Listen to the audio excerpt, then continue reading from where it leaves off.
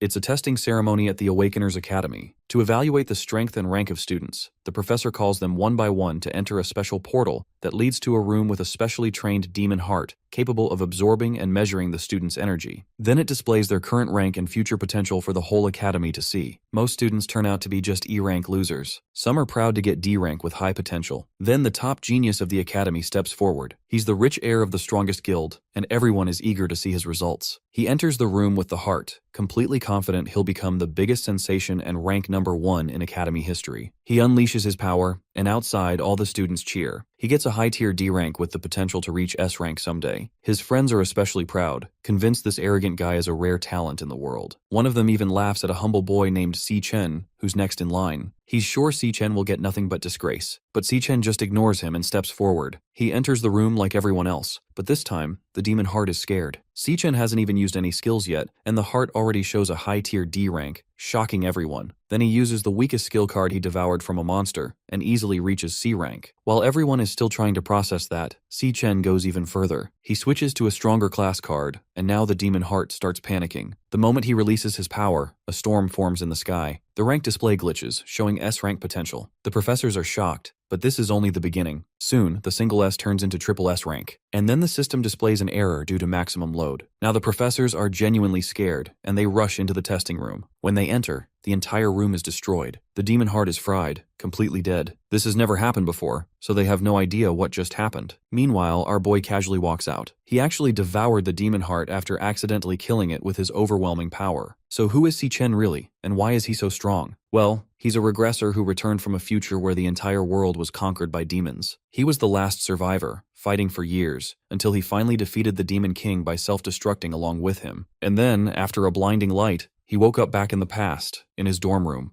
He feels confused and wonders if he has somehow reached the afterlife. But when he looks outside the window and sees people standing there, he slowly starts to realize what has happened. After a moment, it finally hits him that his wish has come true, and he has regressed back in time to his university days from 10 years ago. Just then, a strange hologram appears and informs Chen that the integration of the power of gluttony has been completed. As he keeps staring out of the window, he realizes that he now has 3 years left before the first Demon Lord Wrath descends. He remembers clearly that this Demon Lord was the one responsible for everything that followed. Wrath is the one who opens the gates of hell, and after that the other Demon Lords follow one after another into the human world. Our hero decides that he must find the place where Demon Lord Wrath will appear, and eliminate him before the gates can even be opened. Once he snaps out of his thoughts, Chen focuses on the interface floating beside him, and it now displays his stats clearly. Our hero wonders if this is some kind of game menu or system since he never had anything like this in his first life. Back then, he had only relied on his awakened power, something only 1 in 10,000 people got. The National Awakener University is meant to recruit such potential awakeners,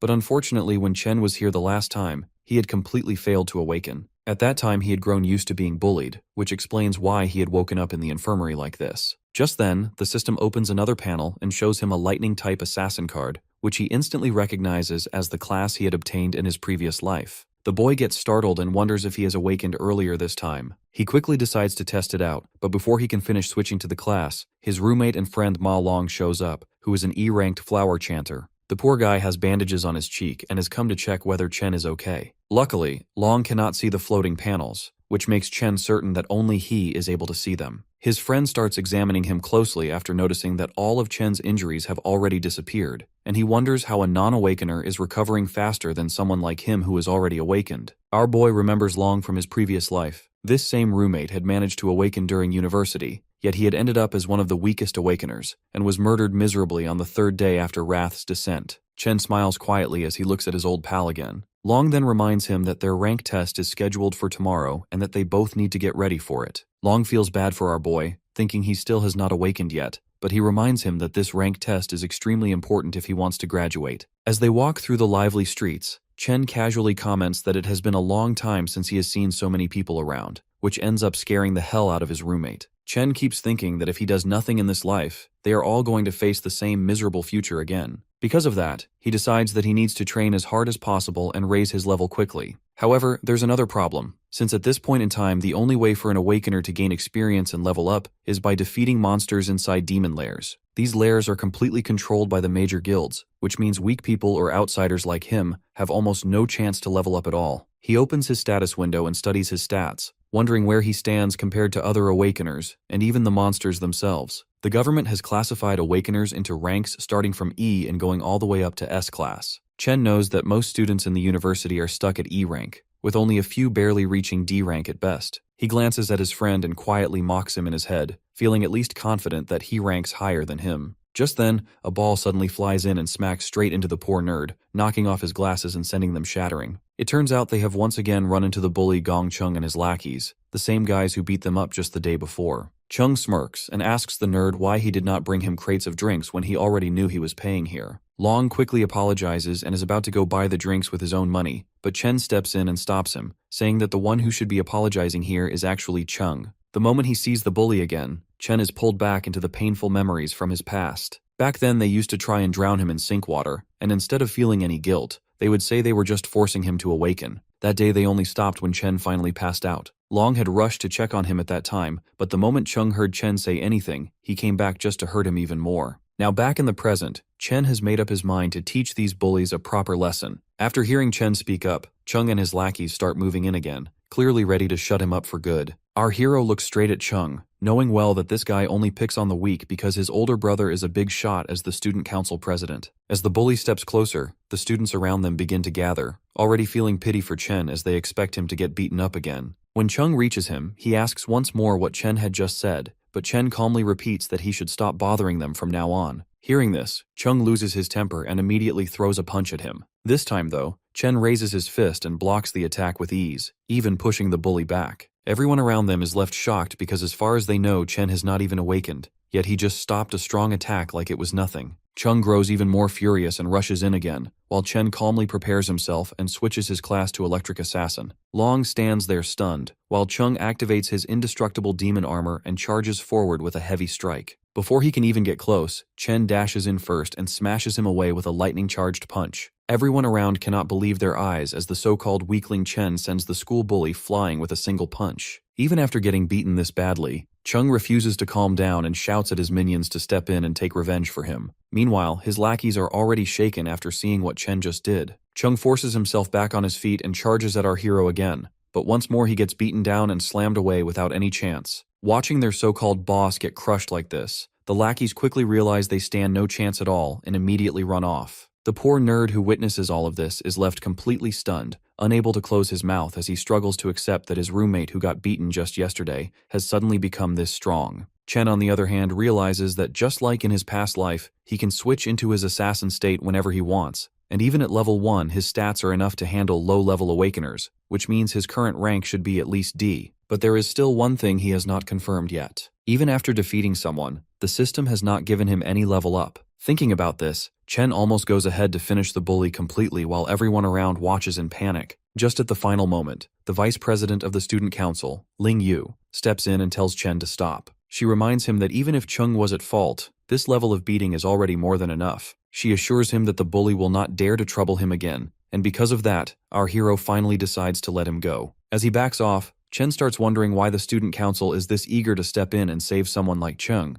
even though he was merely putting up an act and didn't actually mean to murder him. He knows that people like these bullies need to be punished properly, otherwise they will keep targeting anyone weaker than them again and again. Chen then walks away with his roommate, while the bully's lackeys watch him from a distance, hiding and talking among themselves that they should never even think about provoking Chen again. That night, while Long tries to tell the other roommates how Chen has awakened into a ridiculously strong lightning assassin, none of them take his words seriously. Long keeps explaining how their once weak friend managed to beat Chung so badly, but Xiang Zuo, who is an E-ranked nucleus mage, treats it like a joke. Zuo questions that if Chen has really become such a big shot, then why is he still running around training like this? He argues that if someone is a real awakener, they would not need to rely on such basic physical training anymore. Hearing this, the gamer roommate Xiang Yu comments that from what he is hearing, it sounds like Long must have taken a serious hit to the head. Zuo continues going on, saying that the four of them are placed in this dorm because they are the weakest at the bottom, and no matter what they do, that fact is not going to change. He further claims that he himself is the strongest among the four, while Long and Yu are just support chanters. He flexes a little while telling himself there is no way Chen could have become a lightning assassin. He feels more confident than ever, and hopes that he might even rank up during the final test before their graduation tomorrow. Meanwhile, the student council president Gong Ting walks out after finishing a training session in an E-ranked demon lair along with Lan Yue.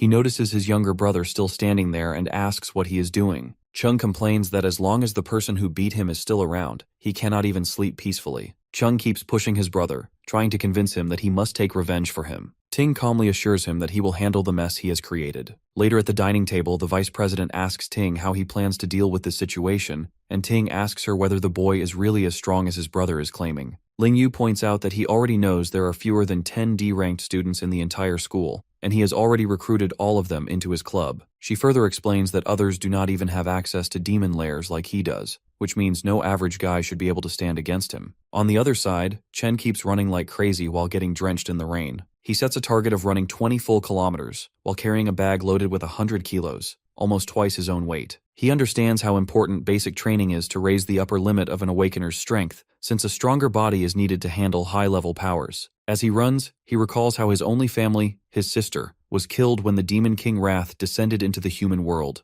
The Demon Lord slaughtered countless humans in an instant, and his sister died right in front of him. He sets defeating this Demon King as his first goal, since that moment was the beginning of all the destruction. Chen keeps thinking that if the Demon Lord is already growing stronger, even though there are still 3 years left before his arrival, then he needs to outpace that growth if he wants any chance of winning. Just then, his sister Si-Yoon calls him. Hearing her voice again after so long leaves him completely silent for a moment. His sister explains that she could not call earlier because she was busy with a competition, and she adds that their rent problem might be solved if she manages to win a prize. While she keeps talking, Chen quietly listens and smiles, feeling a strong resolve to protect her and give her the life she deserves this time. After the call ends, he returns to his training and completes 3 more laps around the university. Once he is done, he heads straight for a shower, feeling that he is slowly getting used to this younger body that holds strong potential for growth. He sits down and starts thinking about the demon lairs which only the rich can access. To grow stronger, he knows he will need to defeat monsters somehow. While he is stuck on this problem, he eventually falls asleep and finds himself pulled into the gluttony system. He lands in a strange place and starts wondering if this is just some kind of weird dream. Meanwhile, back outside, Long comes looking for Chen and wonders where he has suddenly disappeared. Inside that strange space, Chen sees a massive tower standing in front of him, but before he can properly take it in, a group of E-ranked cloud warriors, the Death Hounds, appear as if to greet him. Chen immediately worries that he might have somehow entered a demon lair and quickly switches his class. He decides to deal with the monsters first, and figure everything else out later since they have appeared out of nowhere. The boy easily takes down the hounds that are all bark and no bite and collects items from them. He quickly levels up to 2 and smiles, thinking he might have gotten lucky and stumbled into a demon lair. Just then, a boss monster appears, and Chen defeats it just as easily, cutting through it like it is nothing, which lets him level up again. The experience points he gains from the boss are much higher compared to the normal mobs of the same level that he defeated earlier. Right after that, the boss monster's body gets marked as devourable, making Chen wonder what that even means. He recalls the gluttony power he saw earlier in the system panel and reaches out his hand to test it. The devouring completes instantly, and the monster gets absorbed into a card. Chen is left stunned as he realizes he can turn defeated monsters into usable classes. He quickly understands that this is the same kind of ability the Demon Lord Lan Yue had, and the thought that he now holds a power similar to that of a Demon Lord leaves him shaken. Naturally, in this world, everyone is born with only a single class, apart from some who could have 2, but now Chen could hold as many classes as he wanted. He wonders what he did to gain this kind of insane power, and what the demonic tower standing in front of him really is. As all these questions pile up in his mind, a strong sensation hits him, and a demon appears holding 2 S-ranked blades in its hands. The demon is clearly S-rank, which means Chen has no real chance of defeating it. Chen knows he is badly outmatched, yet he summons a lightning sword to put up a fight as a gamble to save his life. Another strange part is that for some reason the demon standing before him even knows his name. As time passes, the demon trades blows with Chen, although it is clear that all it is doing is toying with him. The demon deliberately avoids hitting vital points and keeps knocking him down again and again. After pushing Chen to his limit, the demon finally speaks and offers him the option to stay and guard the demonic tower with it if he wants to survive. When Chen still refuses, the demon slashes brutally at his arm. It threatens to finish him and explains that it has gone easy all this time, only because Chen is the only one capable of reaching this place. The demon asks him once more to reconsider, but Chen does not lose hope and refuses again, regardless of the danger he is putting himself in. He shouts as he charges himself, determined to finish it, and attacks again. All this time, he has been studying the demon's movements and has learned about the 0.4-second windup before each swing. He knows he can use that small time window to carefully observe the angle of the monster's wrist and dodge the attack just in time. Furthermore, he has discovered a 0.2-second recovery lag that might give him a small but critical opening while the demon is defenseless, and he plans to use that precise moment to aim for its heart. Even though he manages to pull off this risky maneuver, he fully realizes that a D rank like him could not completely defeat an S rank. So his main goal is to paralyze the demon just long enough to create an opportunity to escape. He does exactly that, and then rushes toward the only light source he can see, hoping it might be an actual exit from this place. However, just as he reaches the source, it suddenly vanishes, and the demon informs him that it was merely an illusion, and that the exit he had been thinking about does not exist anywhere in this place. The demon further explains that this palace is not actually a demon lair at all, yet he expresses appreciation for how quickly the boy was able to identify flaws in his attacks. The demon is finally revealed as the Purgatory Rakshasa and comments to Chen that he is indeed the one who can bring hope. As Chen carefully studies the demon's body, he realizes with a start that he has seen this exact appearance before on the demon lord Lan Yue. Our hero flashes back to the battle where everything finally came to an end. The last fight he fought before the regression, his opponent was no ordinary demon. During their clash, the creature first transformed into a dragon, then repeatedly switched its class into other terrifying high-tier monsters. It wielded scorching magma, poisonous vines, and lightning even more powerful than his own. Out of all those transformations, however, the one that truly caught his attention was the form that looked exactly like the demon standing before him now. A chilling realization strikes him. Every single transformation must have been part of Demon King Lan Yue's ability. Since that power rests within him, the demon he sees right now is simply the power of gluttony absorbed inside his body. His sharp deduction genuinely impresses the demon. It calmly states that he truly is worthy of inheriting the power that exists within this entire dimension. Chen frowns, confused about what it means by everything in the dimension. Suddenly, a golden void key materializes in the demon's hand. It is the only way for someone to enter and leave the giant tower behind him. The demon explains that Demon King Lan Yue devoured an uncountable number of powerful monsters. Guarding the tower that seals the most indomitable among them was its sacred duty. Yet now, it chooses to hand that very key over to him. Rakshasa wishes for him to devour those demons, grow stronger, and carry out the mission in its place. Perplexed, Chen asks why a demon would ever help a human. In response, the creature reveals that even within the demon realm, there are righteous beings and vile ones. One such monster slaughtered its entire clan purely for amusement, like a twisted massacre done for entertainment. Since that day, it has waited for a chance to take revenge on that evil bastard. Now, it believes it has found the one capable of granting that wish. It tells our boy that someone was right about him being their best hope for vengeance. Chen immediately asks who that person is. The demon only replies that all answers await inside the tower, speaking in a cryptic tone like some ancient sage. With its final words, it offers up all of its remaining energy to him. In return, the demon informs him that he must rise to become the strongest human walking the planet. It will not be an easy task to devour every single one of those ferocious beasts lurking inside the tower. Against him, each of those cunning creatures will still be a tremendous challenge to overcome. The demon delivers its final warning, declaring that only someone with an unyielding hunger to grow stronger deserves Purgatory Rakshasa's power. That is the motivation required to slaughter every demon king in existence. With that, his body compresses into a blazing sphere of energy for Chen to consume. He immediately shoots up 8 levels and acquires 2 of Rakshasa's swords. Without hesitation, he accepts the mission, vowing to carry out the fallen Star Warrior's final wish as promised. On top of the stat boosts, he unlocks the ability to absorb power from dead humans and demons alike, along with gravity manipulation. By morning, he slowly opens his eyes, waking inside the dorm like any other normal day. He suddenly bolts upright when a loud voice echoes through the room. His roommates are already preparing and tell him to get moving too if he plans on reaching school in time. When he notices his body is completely unharmed and intact, he questions whether everything he experienced was only some bizarre dream. However, his updated stats confirm that is not the case at all. Everything he witnessed carried over. After jumping from level 2 to level 10 overnight, he cannot help but wonder what rank he now holds. Just then, his roommate begins poking fun at him. He brings up how a certain someone was shamelessly praising him the other night, going on about how cool and insanely powerful he supposedly became. Ma Long quietly peeks from across the room, pretending like he had nothing to do with it. Either way, his roommate challenges him to prove during the ranking assessment. That will decide who is strong enough to keep the title of Dorm King. While heading to school, the self-proclaimed Dorm King proudly educates his so-called subjects that every rank is divided into 3 separate tiers. So even though they are all technically E-rank peasants, at least he places above the other bottom-tier E-losers as a proud mid-E ranker. He struts around acting superior because the gap between each tier is supposedly enormous. Fired up and overly confident, the clown claims he feels so ridiculously strong that he must have advanced a tier since their previous assessment.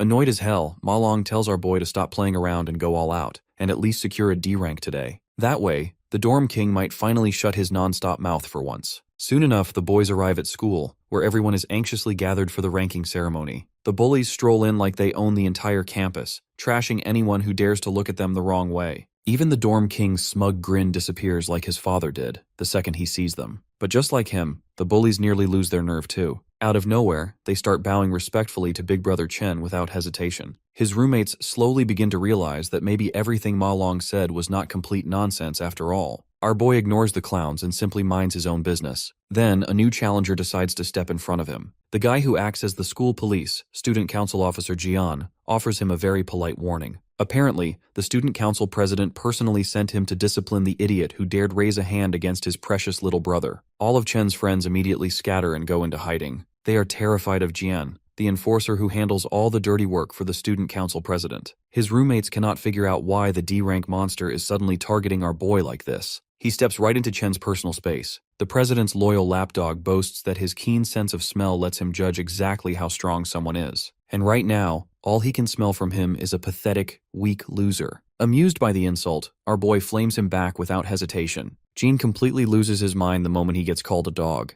Before a fight actually breaks out, the overgrown pup's master orders him to stand down before they make a public scene. After doing some digging, he discovered that his little brother was the one who started the fight first. Getting beaten up was simply the consequence of punching someone clearly above his size. With that said, the president shoots him a glare sharper than daggers. But our hero is not the slightest bit intimidated. At that moment, a professor announces that the rank assessment ceremony is officially beginning and requests all present students to step forward when their name is called. Hearing that, the president tells his dog they are leaving. He assumes this was a one-time incident, and Chen will not cause any more problems after their intimidation. Watching from high above, a man curiously asks the vice president why she is observing the ranking ceremony today. He wonders if a rookie has caught her interest. The lady smiles faintly, saying this year will be quite interesting. Soon, Shangzhou's name is announced. The dorm king feels slightly nervous as he steps through the door. The atmosphere completely shifts on the other side. You see, the assessment is conducted one by one inside a special demon lair. Inside, a demon heart connected to wires measures an awakener's rank and potential by absorbing their energy. When the awakener unleashes their strongest power, the signal transfers back to Earth, where their assessment result is revealed. The dorm king's rank turns out to be the same as last time. However, the professor looks confused when his potential takes longer than expected to appear. Ma Long stares intensely at the shifting number. After much suspense, Shangzhou's maximum potential is revealed as only C. The king walks out looking dejected, realizing all the progress he thought he made was just in his head. His roommates try to comfort him, saying they are all in the same boat anyway, stuck in E rank with the potential to reach C rank at best. A few moments later, the president's lapdog walks out proudly. He is still lower D rank, but he has the potential to reach A. Chen's roommates begin to lose all hope, since they have seen nearly 10 students reach D rank already. Even the professors are stunned that so many students have reached grade D already. It is rare for students who cannot gain real combat experience to break out of E rank. Excited, they call up the next student, the president who carries everyone's expectations on his shoulders. All eyes turn toward Gong Ting, the student who is already a guildmaster, as he walks onto the stage. Our boy stays calm, however, and patiently waits for the results. Everyone in the academy knows that Gong Ting was only lower D rank 2 years ago. The historical record for the highest grade in the academy was middle D rank, so people wonder if the president will finally raise the bar. Inside the demon lair, the demon heart's eyes slowly open in his presence. The president cannot unleash everything he has. However, he carries a burning desire to go out with a bang at the graduation ceremony, carving his name into the history books as number 1.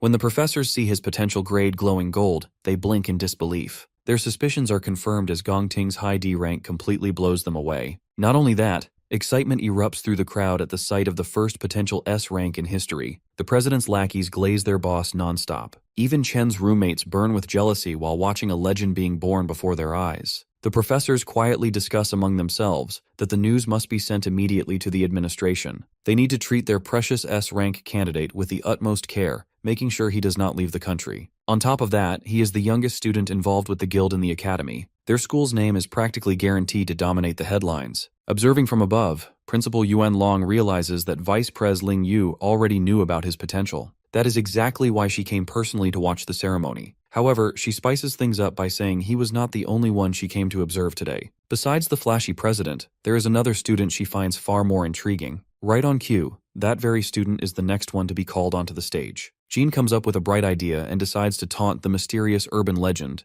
as he urges him not to turn out as another E-rank trash just like his roommates. He says they will become a laughingstock if that ends up happening, and it should count as a disgrace for them to even appear at such a prestigious event in the first place. Long backs up his friend and boldly claims that he will knock everybody's socks off. The crowd stares in pure anticipation as Chen finally enters the demon lair. The demon heart instantly senses intense pressure as Chen approaches, and our hero recalls that the best way for an awakener to secure a solid future is to join a high-ranking guild. He knows that the only path to that goal lies in strong performance during the graduation combat assessment, where candidates must choose members of their liking to form a squad of 10 people. The squad that takes first place receives direct recruitment into the nation's top-tier Imperial Guild, so the purpose of this test stands very clear to everyone watching. Gene begins recruitment and introduces another low-tier D rank to his boss, while he proudly claims that their party now stands fully complete. He explains that they already have all the D ranks along with the president's brother on their team, so there is no possible way for them to lose first place at all. Chen understands that strong students will eventually gather to form the strongest party, while the weakest will also group together in the same way, which creates a brutal environment of survival of the fittest, where weak links get cast out and eliminated without hesitation. After some time passes, Long starts to feel anxious about why the screen shows no change at all, and the crowd quickly assumes that Chen must be so weak that the system fails to even register his presence properly. Chen then convinces Ting that the remaining students are nothing but trash, so they should just leave without wasting more time here. However, right as they prepare to leave, the screen suddenly flickers and reveals a high D rank label, which sends the entire crowd into chaos, while shock spreads across their faces. The president, along with the student council, also reacts in disbelief at this unexpected result.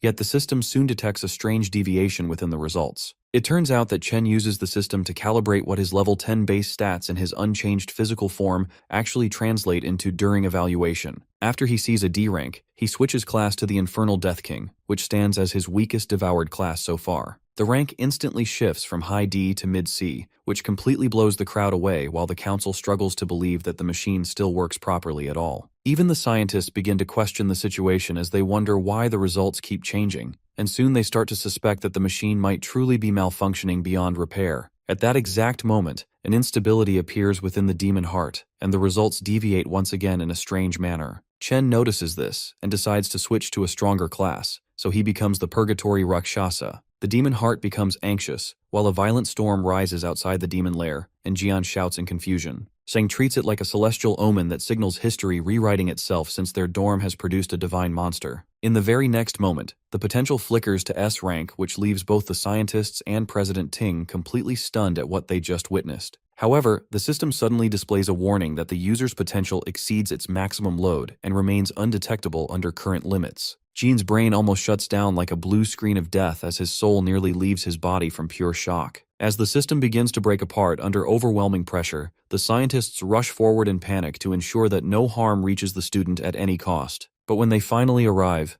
they freeze in disbelief as they find a shriveled raisin sitting where the demon heart once existed, since it burned out completely from extreme overuse. It becomes clear that Chen may have scared it a little too much, yet he still ends up devouring it and gains the ability to view anyone's rank while also receiving warnings about potential dangers nearby. He walks out of the demon lair and feels pleasantly surprised as every person's rank appears before him, but then he quickly notices that the president has hidden his true potential as well and turns out to be nothing more than a mediocre C rank at best. The scientists walk out in an awkward manner and inform everyone that the demon heart has suffered a heart attack due to extreme strain, so they must suspend further testing for now. They label Chen's stats as a probable error and announce that a full report will go to the higher authorities for review. The remaining students receive instructions to return the next day for their assessment, since a new device will be arranged for testing by then, without further issues. On the way back, Chen's roommates start to hype him up and treat him like an absolute gigachad after what he just pulled off in front of everyone. Jing clearly fails to handle the jealousy and calls Chen a fraud, while he demands compensation for breaking the machine and wasting the council's time like a sore loser. Just as Chen reaches his patience limit and prepares to fry the guy on the spot, Ting steps in and calls Jian out immediately. The president warns him not to disrespect their teammate, which shocks Jian on the spot,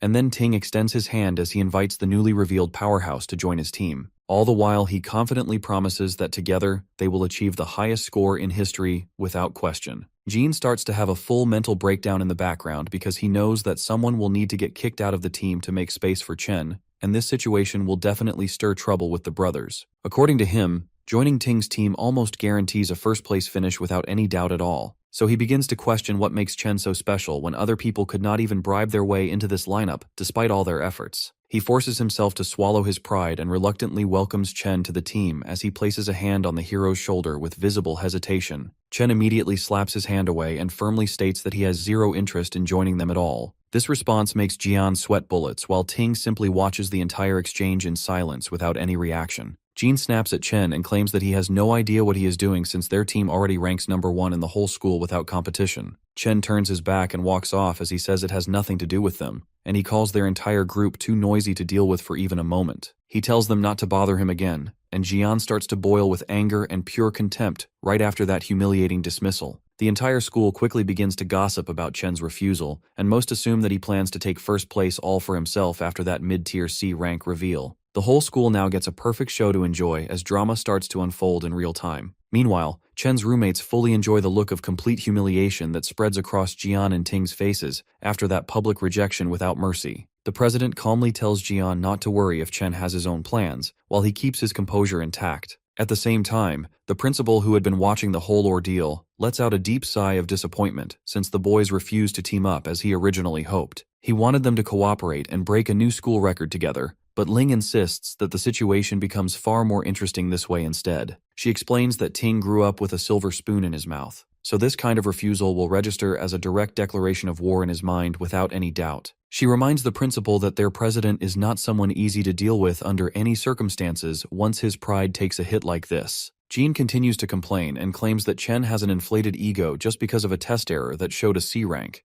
but Ting hints at the possibility that the result might not be wrong at all. He admits that even if the chances seem almost non-existent, he still cannot allow anyone to take his first place away from him under any condition. Jean then recalls that Chen likely stands as a normal student with no real combat experience at all, while the council members remain elitists who have secretly trained inside a demon lair for a long time to reach their current level. He suggests that he should personally go and teach Chen a lesson for his insolence, but Ting cuts off that line of thought and asks if their president really seems petty enough to act like that. Jean immediately realizes his mistake and offers an apology, while Ting cancels their karaoke plan and tells Jian to handle everything on his own without further guidance. He adds in a cold tone that whatever Jian chooses to do has nothing to do with him, and Jian understands the message right away without needing further explanation. About 10 minutes later, an informant approaches Jian and reports that Chen has already left the school after he mentioned that he needed to go home for a while. He also explains that Chen walked out without even stopping to eat, which makes the situation even more convenient. Jean treats this as divine intervention and starts to feel excited at the chance to deal with him ruthlessly on unfamiliar ground where no one can interfere. As Chen walks across the street, he recalls that in his previous life, a peak guild once faced a disaster while they tried to conquer a demon lair within the territory of St. He country. Inside that lair, they encountered a never-before-seen monster known as Wrath, which led to immediate annihilation of the entire peak team without any resistance. The monster then escaped into the human world and caused massive destruction everywhere, and although that memory remains incomplete, Chen stays determined and forms a plan to locate that same demon lair in this life. To begin this plan, Chen needs a large amount of money, so he heads toward the Mithril Monster Exchange Center without any hesitation. He recalls that this exchange center under the Mithril Guild later becomes the largest material trading hub in the entire country in the future timeline. In this world, the strength of an awakener gets judged based on the quality of equipment and weapons they possess, and the exchange acts as a crucial link for buying and selling such items. However, for Chen, this place simply serves as a quick and easy method to earn some money for now, before he moves on with his bigger goals. So he walks right in and presents a few fangs to the broker, who examines them with intense scrutiny and clear suspicion. He asks how a student like him managed to obtain such an item, so Chen calmly explains that it dropped from a monster he defeated earlier. The broker reacts with surprise and claims he has never seen such an item before, but his assistant steps in and explains that the fangs come from E-class monsters called Beast Sangson. She recalls that records mention these fangs can craft an E-grade cloud-type scepter, or they can be ground into powder for various uses. The arrogant broker cuts her off and drops the fang back on the table as he claims that an E-grade item has very limited value anyway. He begins to brag that their exchange operates as a VIP system, where they deal only with awakeners who have identity and high status in society. He states that he only handles D-grade items and above, and uses that as justification for not recognizing such a low-tier E-grade item at all. In his mind, he complains about the lack of high-grade customers lately, and sees no benefit in dealing with someone low-tier since it will not help his promotion chances. He calls the whole situation a nuisance, and tosses the responsibility toward his assistant Lee without another thought as he steps aside. She politely hands Chen an envelope of cash and asks if he requires help with anything else beyond this transaction.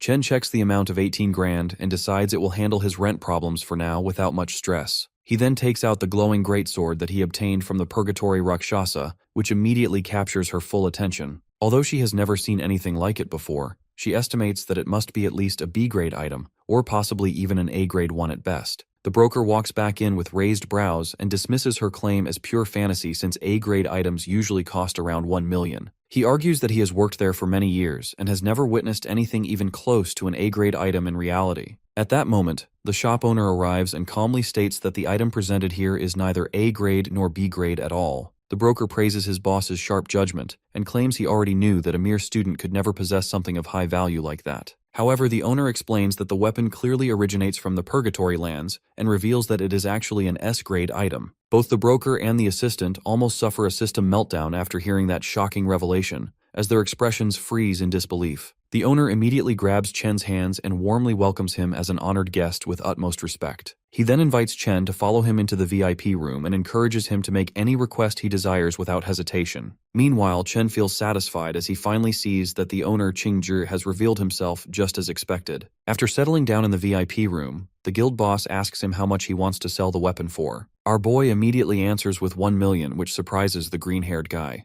The boss tells him it could fetch at least tens of millions, since it is extremely valuable. However, Chen tells him that he simply wishes to use the great sword as collateral for a $1 million loan for a month. That makes the man even more flabbergasted, as he realizes our boy is extremely smart and wonders who exactly he is. Chen continues, saying he will pay the capital amount in 30 days and the additional interest the month after. Before answering, the guild boss tells the girl to step outside so the grown-ups can discuss business. After the coast is clear, the man states that he knows Chen is from the National Awakener University, whose seniors are about to graduate. He continues, saying that he knows the graduation test will take place in 30 days and that the reward will be 1 million. The guy then directly asks our hero if he is completely sure he will ace that test. The guild boss then pulls out his Sherlock side and realizes that Chen is in dire need of money and would not be here unless it was his last option. In the end, he declares that he will lend him 1.5 million immediately, with absolutely no interest. Putting his hand forward, he smiles and says that this will be the start of a beautiful friendship. Chen is left speechless by the display, and the man even reassures him that he will not let a single word leak out from this room. He simply asks that in return, our boy should come to this guild whenever he wants to trade something else. Chen thinks to himself that this man managed to figure everything out so easily, yet still did not try to scam him. He now understands why the guild boss becomes a big shot in the future. Our boy then shakes his hand while thinking that he needs strong allies if he ever wants to defeat the Demon Lord. A few moments later, the contract is completed, and the money is sent to his account instantly. The guild boss then asks if he needs to borrow a weapon for the tournament since he just gave his away. Even though he does not have any S-rank gear, he still has plenty of high-quality A-rank equipment to choose from. Chen tells him not to worry, then simply summons the other greatsword he obtained earlier, leaving the guild members completely blown away. With that, our boy takes his leave, while the guild boss immediately promotes the pink-haired girl to supervisor for securing such a high-level client. Before Chen leaves, he realizes that he forgot to buy something and turns back toward the counter. A few hours later, he is now standing in front of a bus stop. He recalls that in his previous life, he struggled a lot to get to the top and people treated him like trash. He worked endless shifts just to make ends meet, and the two siblings had to live almost like homeless people to make it through each month. Yun managed to get into her dream university back then,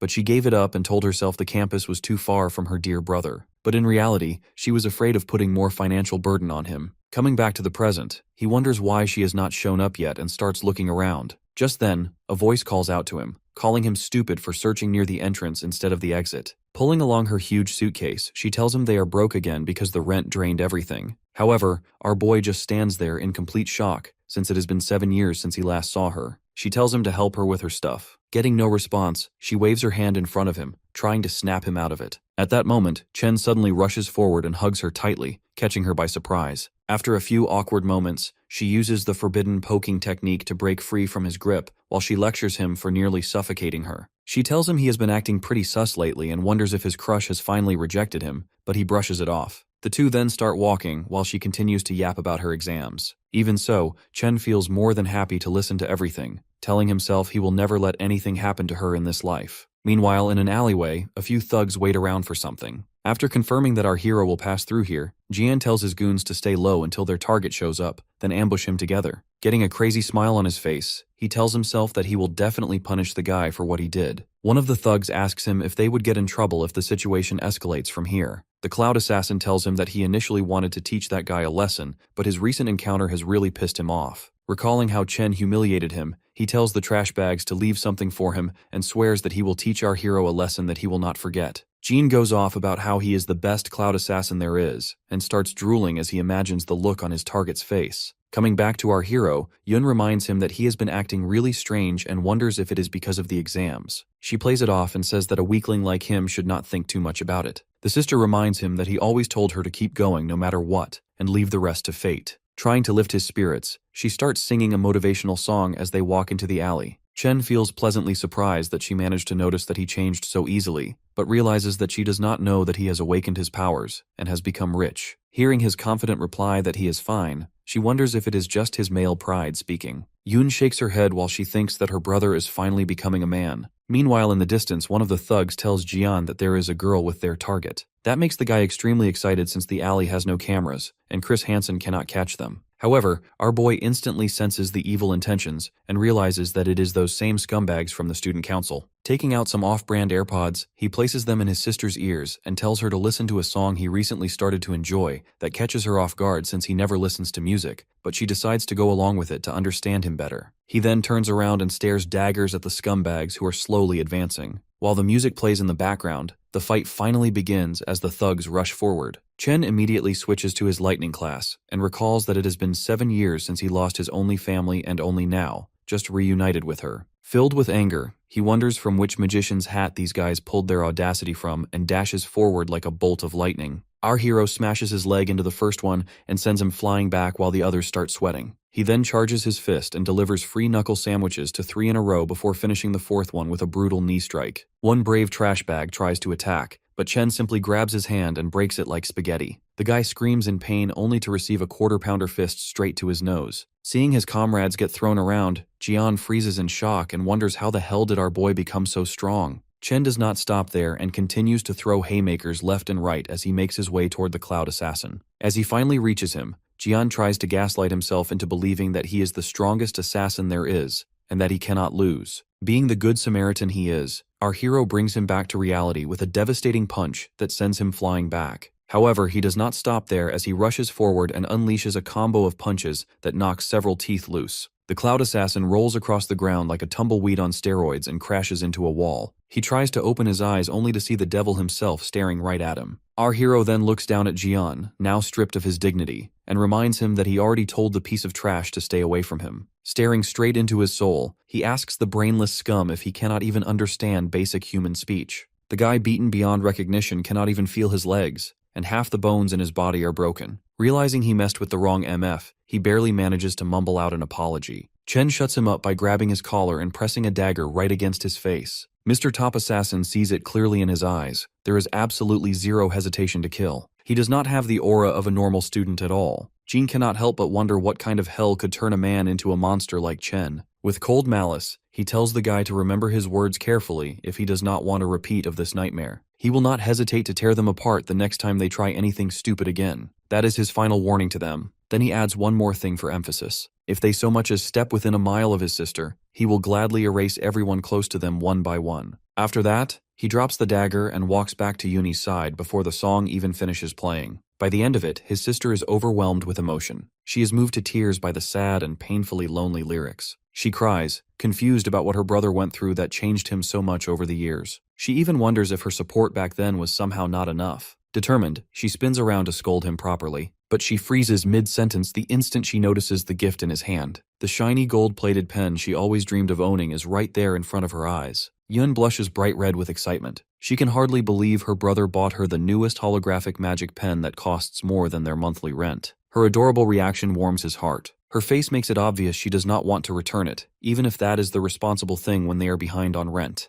Hiding his fist behind his back, Chen silently swears to protect his sister's smile this time and make sure she enters her dream school. Back at home, his sister happily spends hours making holographic drawings in the air. Big brother quietly enjoys her homemade ramen and says he is glad she is happy with the gift. Even so, she still worries about him spending so much on her when they do not even have next month's rent covered. He flashes her a proud smile and reveals that their rent for a whole year is already covered. Big brother brags that his little business venture with a friend has been doing great lately, but Yun is sharp and shoots him a highly sus stare. She is clearly not buying his convenient business story. With that said, she does not push him further. She cannot even remember how much time has passed since her big brother laughed so openly like this. She gently pats him on the shoulder and makes one simple request. Whatever he is secretly doing, he needs to make sure he does not burn himself out. Meanwhile, at a quiet aquarium, the President Ting shares some shocking news with his cousin. The best doctors in the city have declared that Mr. Top Assassin is critically injured beyond recovery. Over half the bones in his body are shattered beyond proper repair. Him fighting Chen was already something the president did not expect. But the horrifying condition of his body after the fight is even more shocking. His cousin reacts coldly. She is only disappointed that the number of strong graduate students joining his team will now be lower. But the president is just as ruthless, replying he will actually perform better without that burdensome NPC weighing him down. Then, their uncle and the academy's director of employment speaks up.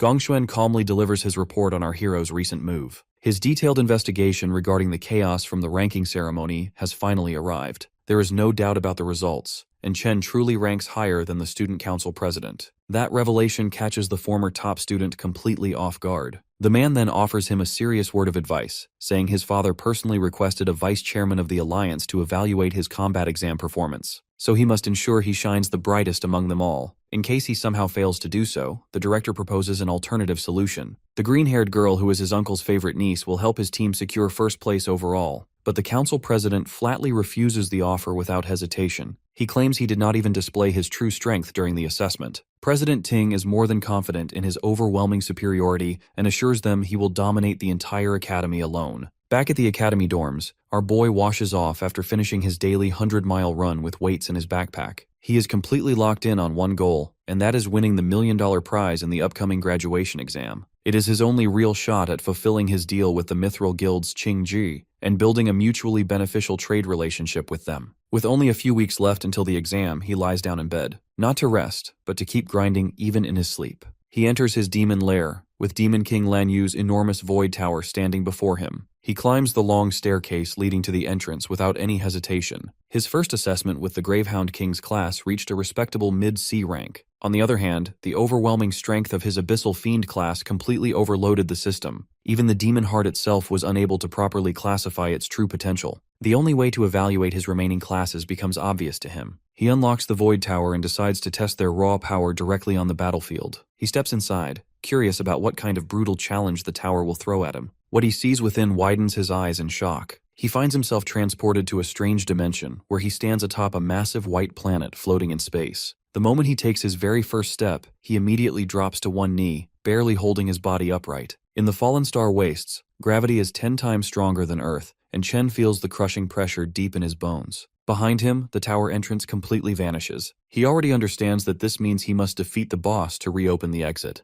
Before any lethal beasts can ambush him, he needs to adapt and overcome quickly. However, a phantom lion prowling nearby for prey does not seem willing to grant him that luxury. Left with no other choice, Chen switches to his lightning class instantly. The lion lunges straight at him, yet he narrowly dodges and drives a precise stab into its shoulder. The beast roars in fury, but the strike proves ineffective since it misses any vital point. He quickly realizes his attacks are just as sluggish and imprecise as his current ability to even move properly. The phantom lion easily pins him to the ground and goes to bite into him like a taco, showing just how well these monsters have adapted to the extreme gravity. He lets the lion nibble at his arm for a moment, then quickly switches his class to the Abyssal Fiend. The change instantly provides a different type of stat boost. In exchange for some speed, he gains significant strength and stamina, which are crucial for close combat situations like this. His class change slams the aggressive puppy down and immediately flips the fight in his favor. Rakshasa's ability to manipulate gravity proves invaluable. On a planet with 10 Gs, a 3-time multiplier hits with brutal force. In that instant, the lion roars furiously, but Chen shows no mercy,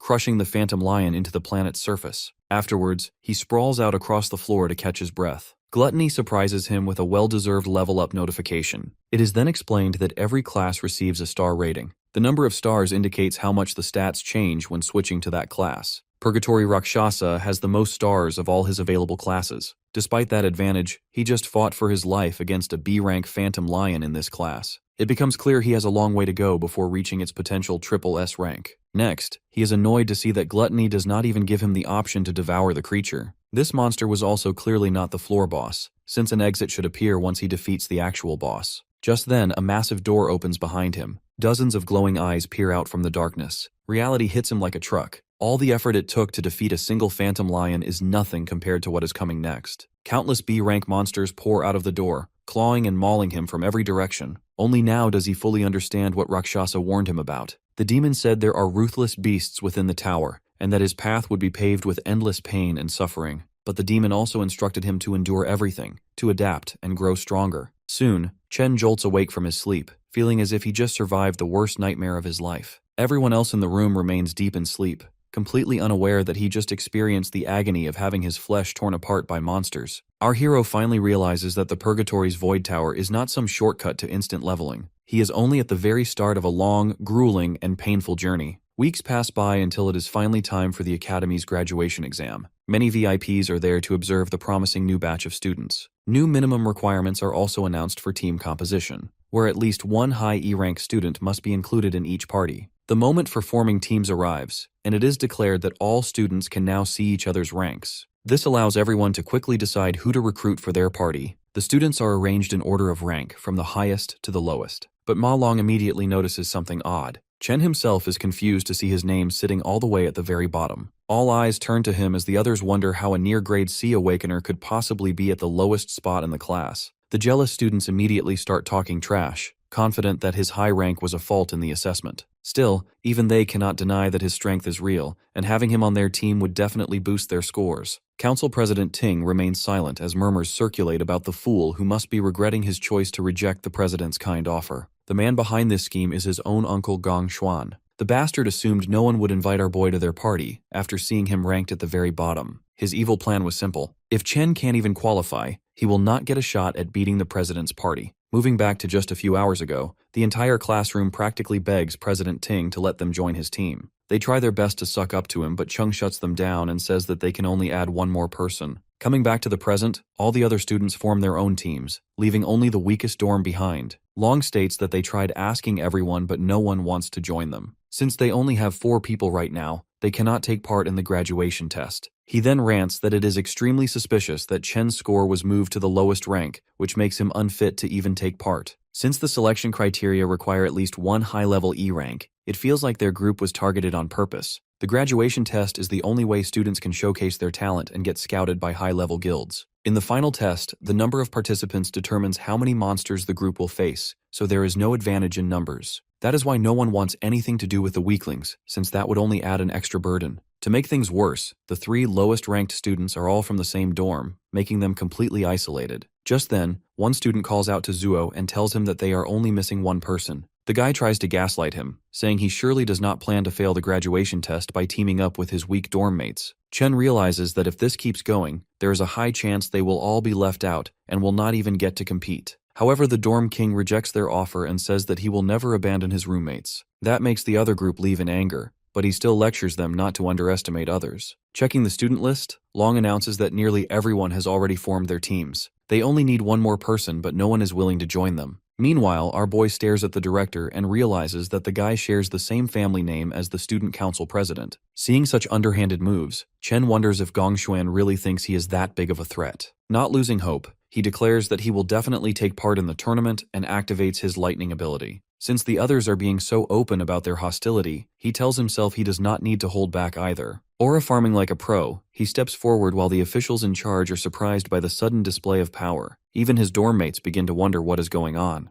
Our hero recalls that all Awakener schools have a special custom. To create a competitive environment, students can challenge anyone at any time. Even though it may look like showing off, this is a way to display one's strength and get recognized. In situations like this, many people would refuse to fight in the first place. However, he knows that the student council president will not back down, so as long as he defeats the blonde, everyone will want to team up with him. Just then, a girl appears at the door and calls out to our hero, asking if he still needs someone on his team. She continues and says that she also wants to take part in this year's graduation test. The vice president adds that she reached D rank back in middle school, so she will not disappoint him. His dorm mates start going crazy, wondering how he even managed to get such a beautiful girl on his side. Chung and Ting both look confused, wondering what is happening, while the director nearly chokes on his water. The students start gossiping and wonder why an exchange student wants to join the worst-ranked team in this test. No one truly knows who she is, but there is a rumor that she comes from the Saint Kingdom. The director nearly busts a fuse and tells her that exchange students cannot participate in the school's graduation test. He goes on to say that Ling never took any ranked tests here.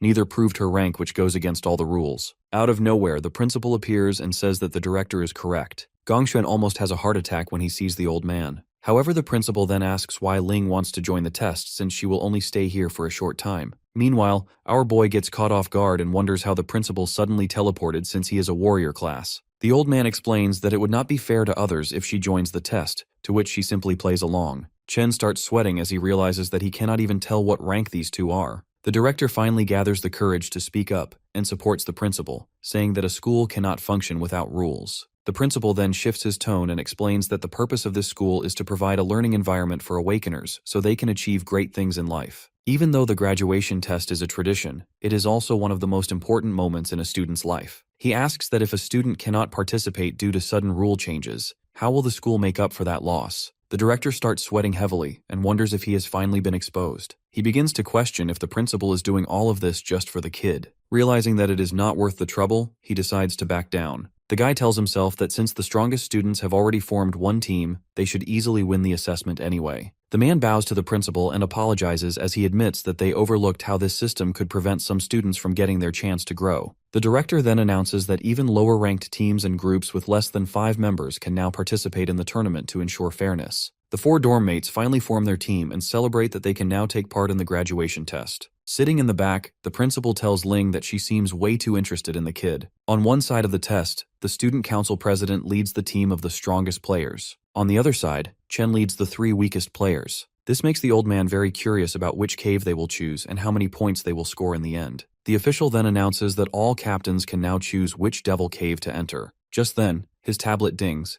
catching him off guard since one captain has already made a choice. Everyone starts losing their minds when they see which cave Chen selected. His dorm mates also panic and tell him to quickly change his mind, asking if he even understands what he just did. However, our boy remains silent as he continues to stare at the screen. During the graduation test, groups of students enter a devil's cave and earn points for defeating monsters. Defeating monster lords and short completion time each give separate points, and the dungeon's difficulty determines how many times the total is multiplied. An F-rank dungeon can give up to 75 points, while an E-rank dungeon can give a maximum of 100 points. The team that gets the highest score gets scouted by the Imperial Guild, and the top player receives a reward of 1 million yuan. Coming back to the selection room, the students discuss that the highest score in history was 90 points, which the current leader of the Imperial Guild achieved. Even clearing an E-rank dungeon requires at least 3 solid D-rank fighters on the team. This year, Ting's team might actually be able to surpass that record. The display then dings and informs everyone that someone has already chosen a devil's cave. The guy gets shocked when he sees that our boy has chosen a D-rank dungeon.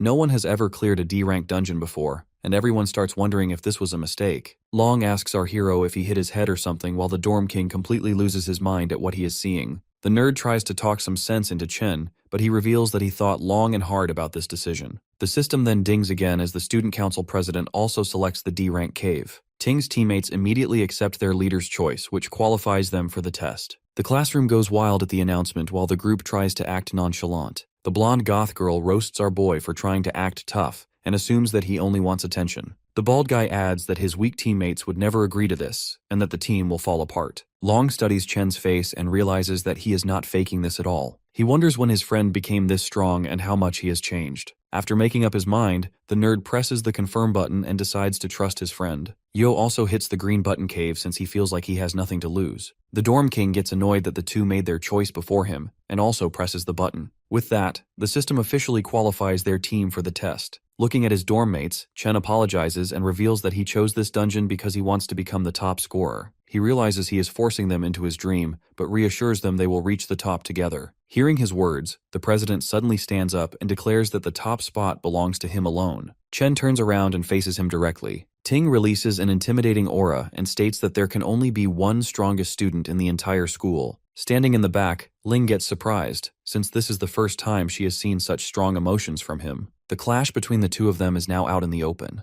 The principal feels proud that the students are so fearless, but Ling feels uneasy that our boy chose a D-rank cave, which even a C-rank cannot clear alone. Even though a student can earn 150 points from a D-rank cave, the difficulty is far too high. On top of that, his teammates are not well suited for it either. The principal adds that they only have about a month left, and it will not be possible for them to improve enough in such a short time. Even so, he still hopes for the best. The story then moves forward 2 weeks to the training grounds where everyone lies exhausted on the ground. Long asks why they are doing physical training while everyone else is using simulation training. Chen made them go through all kinds of exercises, which left them extremely frustrated. Our hero explains that simulation training is of no actual help at all. When someone enters a devil cave for the first time, their mind goes blank, and the only thing that saves them are their instincts. All this training is meant to improve their physical strength so they can move faster and react better. The best training would be to enter a real dungeon and gain experience, but commoners like them can only dream of that. Only the elites get such opportunities, and they were never ordinary people to begin with. Even then, those elites will do everything they can to make sure commoners never catch up so they can stay on top.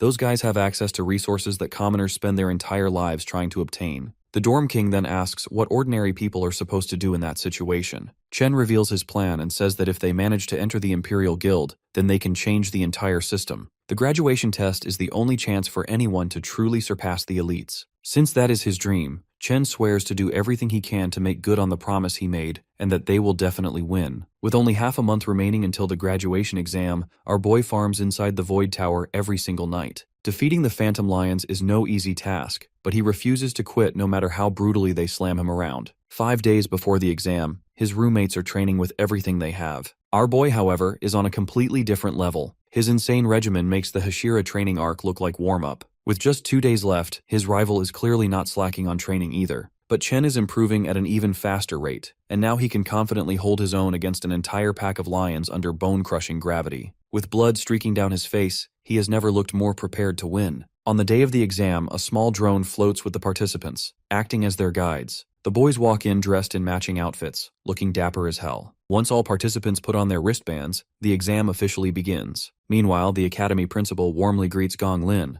The sharp-looking man is President Ting's father, who co-founded the Imperial Guild. The students cannot stop staring when they see the Imperial Guild co-leader, gawking at him like he is an exotic animal from the zoo. Their curiosity peaks when they see the guild co-founder and principal welcome a sleek white limo. A red-haired gentleman, Carl Cavendish, calmly steps out of the vehicle. The students freak out, because anyone would recognize the World Guild Alliance's vice-chairman. Someone of his status would never normally appear anywhere near this neighborhood. Inside a VIP room, the director briefs the honored guests that a total of 23 teams are taking on F-rank demon lairs. Some groups selected grade E lairs, while only 2 teams boldly chose D-rank lairs. The Alliance Secretary Sigrid looks genuinely surprised that students would make such a reckless decision. Normally, even a D-rank party would carefully prepare before attempting a grade D lair. She questions whether the academy truly considered the students' safety. Hearing that concern, the director calmly clarifies that the students fully understand what they signed up for. He made it very clear that Awakeners with 0 real combat experience typically struggle even against F-rank monsters. But the real threat lies in the lair's boss, which far outclasses the weaker mobs by several levels. Many teams ultimately fail at the end, unable to overcome the boss monster. However, things are completely different inside E-rank lairs. Even the most basic monsters there possess strength equal to an F-rank boss.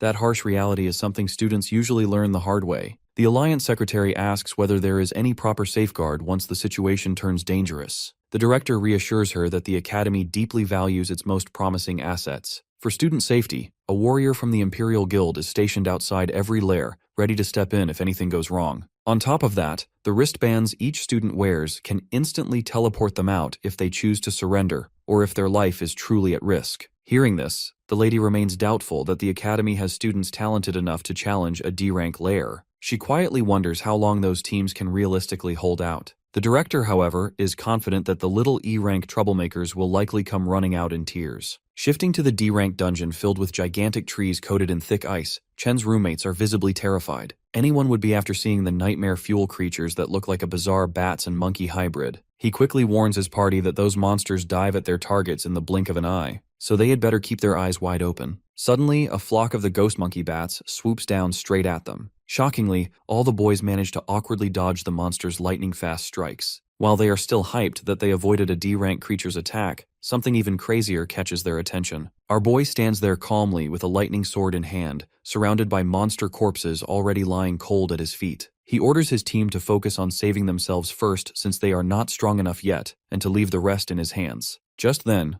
another ghost monkey bat lunges at them with supersonic speed, but they barely manage to dodge it in the nick of time. Shangzhou suddenly realizes that our hero had actually been pushing them to train their reflexes and explosive speed so they could survive against demons like this. Zhu grits his teeth, knowing he had been calling himself the Dorm King all this time. Yet now His Majesty has no choice but to rely on his random roommate. In the meantime, Chen completely wipes out the remaining ghost monkeys. They dive toward him in waves, but the Giga Chad slices them down before they can even process that they got disconnected from the server. The Dorm King mumbles to himself that he always heard from Ma Long that Chen was strong, but this is the first time he has witnessed it himself. To him, Chen does not look like a mere graduate student at all, but more like a battle-hardened soldier. As the slaughter continues, the ex-Dorm King feels jealousy creeping in over our hero's rising reputation. Out of nowhere, another monster appears behind the group, and he barely manages to block its strike. He grabs the creature's leg with his flaming hands and shouts at his teammates. He yells at them to stop acting like dead weight and get it together. Chen is not the only one whose graduation is on the line. The others stare at him, surprised by his sudden determination. Inspired by the Dorm King's stubborn will, Shangzhou casts his Flora Chant, Vine Lock, and successfully entangles the monkey bat. But to his shock, the creature breaks free almost instantly, and even kicks Zuo in the process. Long casts his Cloud Chant, Frostbite Breeze, which only slows the monster slightly, so they decide to combine their attacks. Working together, they manage to restrain the creature briefly and shout for the Dorm King to seize the chance. He charges up a nuclear burst flame bullet which fires a direct hit, but it barely leaves more than a few toasted hairs behind. He fires several more flame bullets at the demon, but nothing seems capable of putting it down. Shangzhou and Long are already close to their limits. The Dorm King decides he cannot afford to hold back any longer. He gathers his strength and unleashes a converged burst flame bullet straight at the monster, triggering a massive explosion. When the smoke clears, only a charred skeleton remains. The drone announces that they have successfully eliminated a D-class ghost monkey bat. The three of them collapse onto the ground, completely drained. They are thrilled that they managed to defeat a D-class monster on their own. Our boy walks over, slightly surprised, and they immediately ask if he saw them take it down. The monster leaves behind a single finger bone as loot, and Zuo casually claims that killing it was a piece of cake. Chen congratulates them anyway, and soon the drone declares that all mobs inside the Devil's Cave have been cleared. Watching the feed, Director Gong nearly loses his mind at the sight of the trash students with zero real combat experience defeating a D-level threat far beyond their inferior ability. The rest of the staff intentionally remain silent. Meanwhile, Vice Chairman Cavendish's assistant calmly praises Chen for his outstanding performance. He thinks to himself that Chen's aura reminds him very much of an old friend. The vice chairman mentions Chen's name and makes a note to remember him, which immediately alarms President Ting's father and the director. The director quickly shifts their attention toward the student council team inside the other D-rank cave to avoid further focus on Chen. He points out that the team has already reached the middle section, and the chairman's aide praises their coordination, while comparing it to the efficiency of a professional guild raid team. This reaction amuses Chairman Carl, and he remarks that the quality of graduates this year appears truly exceptional compared to previous batches. Director Gong quietly adds under his breath that the real battle has only just begun, and the true spectacle has yet to reveal itself to everyone present. Back inside the D-rank Toxic Vine Cavern, the President's party faces an attack from miasma poison mushroom monsters that emerge from all directions. A girl plucks her guitar and releases an elegy of decay, while a star mage links the mushrooms together with his star attraction ability for a coordinated strike. He then calls for the captain, and the President charges forward with his sword ready to finish the attack in style. With a single swift strike, the mushroom monsters burst apart as the President unleashes his blazing sky sever with precision. His teammates observe that the monsters in this school assessment match exactly with those they encountered during their earlier training sessions. Because of this familiarity, the party handles the situation without much difficulty or pressure at all. They had already expected that the graduation assessment would be arranged in advance by the school authorities, since proper backing ensures a far smoother path in life afterward. With that belief in mind, they begin to celebrate early as they feel completely confident that they will secure the champion position this year without any real challenge. Returning to the final level of the Cloud Forest, the boys are shocked that they actually survived this far and reach the Lair Lord. In the middle of a frozen wasteland, they see a ghost ape calmly enjoying its meal. The Dorm King starts sweating instantly just imagining the monster's overwhelming strength. One slap from that thing would probably send him straight to the afterlife. As if on cue, the creature slowly locks eyes on the weakest target in the group. Ma Long freaks out, and that single scream is enough to trigger the beast. The giant ape launches itself toward them in a terrifying leap. The boys sprint away like their lives truly depend on it. Meanwhile, Chen charges forward without hesitation. He jumps straight into its massive face with a brutal kick, then chaining together relentless blows, juggling its body around. He ends the fight by ripping it apart into chunks of minced monkey meat. That savage display leaves his party stunned in awe. Even so, Chen feels irritated that not even D-rank monsters are giving him good experience. The loot is disappointing as well. Out of nowhere, he hears his teammates shouting excitedly that they found giant mana stones. It seems the giant ape was hoarding them inside a hollow tree trunk. His friends practically drool over the unexpected treasure and eagerly reach out to grab the crystals. Chen shouts a warning, but he is a second too late. The instant their hands touch the mana stones, a blinding flash erupts outward. In mere seconds, the entire area is sealed in ice. Shangzuo, Lo, and the drones are fully frozen by the Arctic blast. Back in the VIP room, the live broadcast abruptly cuts off.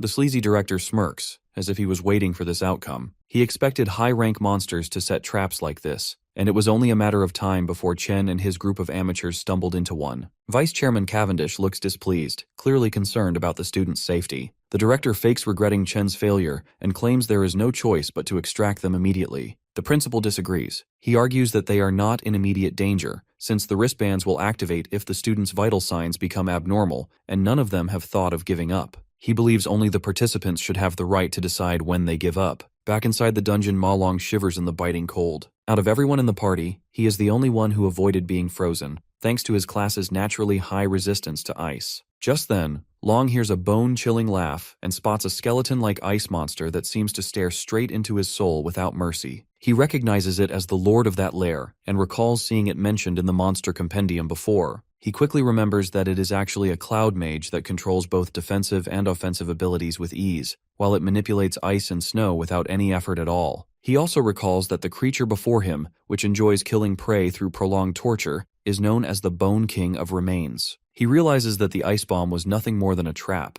so he turns around and runs without hesitation to save himself. Long understands very well that he cannot handle a C-class lord monster like this on his own under any circumstance. He rushes toward Chen in an attempt to free him, but an ice attack strikes his leg before he can even reach his target in time. The Bone King laughs at his misery, while his bracelet sends out a warning signal that informs him his leg has been completely pierced through. It offers him the option to abandon the exam, but Long refuses to give up hope and still tries to thaw Chen out before they lose their only advantage. At that moment, another ice shard shoots through his arm, which stops him from freeing Chen despite his desperate effort. The Bone King enjoys Long's suffering as it watches him endure unbearable pain, while his bracelet issues another warning about severe damage. It detects that his arm has also been pierced through and notes that his heart rate has risen to a dangerous level, then offers him the option to abandon the exam once again, but the kid slips into a flashback instead. He recalls that throughout his life, he always ran away from problems the moment hardship appeared, and that habit left him behind every single time without exception. He remembers how people ignored him, bullied him, and laughed at him,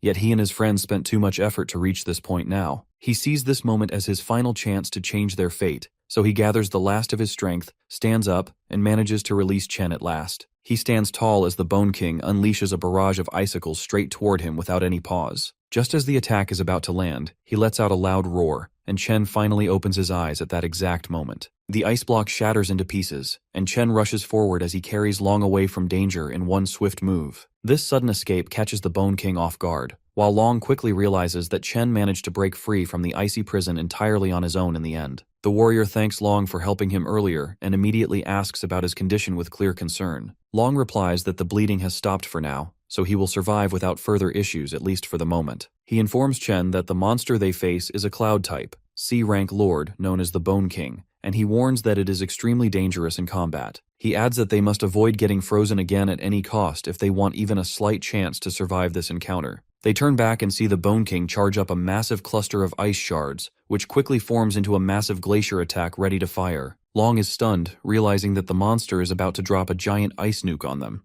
and in the next instant the bomb crashes down and covers everything in blinding white. The monster begins to laugh, but the sound suddenly stops when it notices that both of them still stand alive after that devastating attack. Chen switches his class to the Doomflame King and activates a Cloud Warrior Frost Body, which grants him complete immunity to cold damage. The transformation also boosts all his resistance stats within cold environments, which turns the battlefield into his advantage instead. The Bone King lets out a horrified shriek, and even Long feels confused as he watches his friend, who was supposed to be a Volt Assassin, turn into a Cloud-type warrior instead. He questions whether Chen might be one of those rare prodigies who can awaken 2 different classes at once without restriction. Chen simply apologizes for misjudging the situation earlier and admits that he dragged his friends into a dangerous fight because of that mistake, so he switches class again into an abyssal fiend. He then pulls out his Purgatory Warrior sword and faces the Bone King with full intent to end the fight right there. His best buddy's jaw drops wide open at that sight. Normally, all Awakeners are born with a single class they can specialize in, but among them exists an ultra-rare chance that someone possesses 2 classes simultaneously. These dual classers are so scarce you could count them on one hand. That kind of exclusivity turns them into treasures every major guild desperately wants. However, that alone isn't what shocked him. He watched closely and realized that Chen is not using 1, not 2, but 3 completely different classes. On top of that, each of those classes are in a league of its own.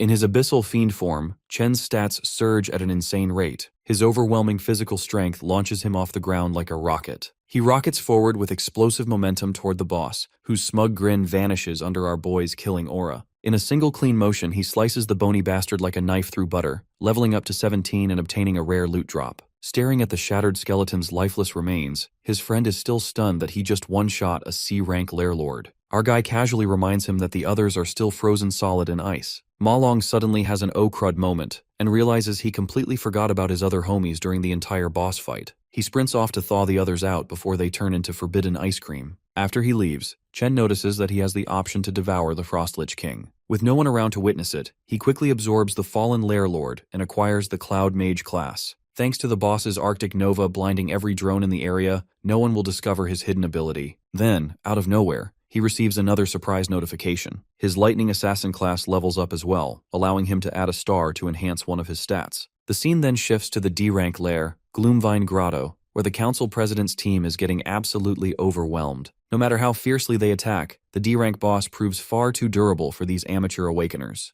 The mage restraining the monster's movements with chains is already on the verge of collapse, and the lightning archer's arrows feel more like a light massage than real damage to the lair lord. They get tossed around like cheap action figures in a Happy Meal toy box. The humiliation makes them question whether all those combat simulations were completely pointless. They have never faced anything even close to this level of power. The mage quickly realizes that the president is their only real hope of defeating the boss. Far in the backline, the president makes a dramatic pose. He charges his ultimate skill while being buffed by the support mages. With enough energy finally gathered, he launches himself at the boss with his blazing sword. The blade pierces straight through its core and erupts into a storm of flames that melt it from the inside out. His teammates erupt in cheers, celebrating the rise of a legend whose name will supposedly enter the history books. The drone announces that their team has cleared a grade D lair in just over 30 minutes. Completely fired up, his party is convinced they bagged first place. No other team could possibly beat that time. They exit the lair eagerly, expecting to see their names shining proudly at the very top of the rankings. Soon, they walk through the hallways filled with students who surrendered and teleported out early. Most of them look utterly traumatized, still haunted by the demons they encountered for the first time. The president's lackey happens to spot our boy and his squad sitting off to the side as well. One glance at his exhausted group makes it clear.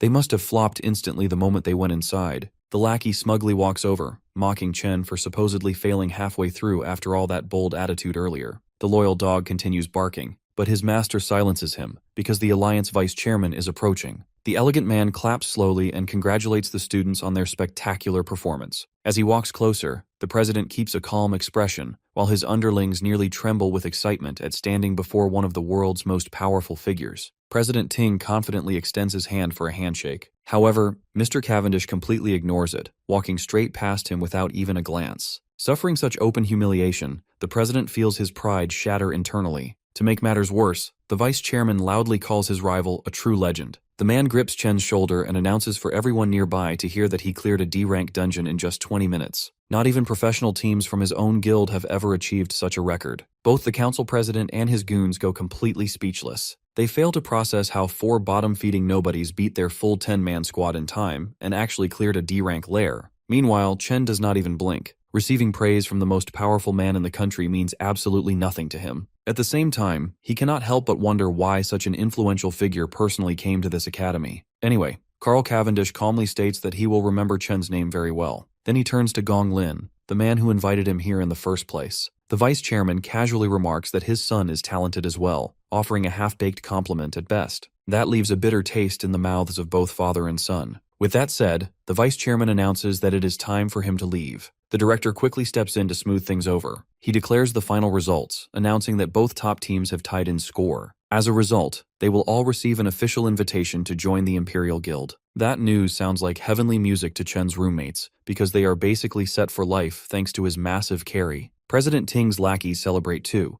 but the man himself is far from pleased with this outcome. Then the director adds that the captains will receive management roles within the guild for their leadership, and the $1 million cash prize will be split evenly between them. Hearing that, both team leaders are visibly surprised. Chen quietly worries that $500,000 will not be enough to settle his debt. He needs to figure out another way to earn the remaining amount and fulfill his promise to the Mithril Exchange Guild. But that concern may not matter, because President Ting openly refuses to accept a tie. He boldly declares that a 1-versus-1 duel will determine the true winner. There can only be one champion. That sudden challenge is so shocking that it draws the attention of the director and even the vice chairman. Alarmed by his nephew's reckless move, the director urgently tries to persuade him to accept the current outcome instead. The old man explains that a tie is already the best possible outcome, especially after his earlier humiliation. He remains calm, assuming our boy will reject such a pointless duel. But my guy immediately accepts the challenge, on the condition that the winner takes the entire $1 million prize. That spicy twist is wild enough to make the vice chairman pause and cancel his departure. With that settled, Chen steps forward to face him directly, ready to settle the score once and for all.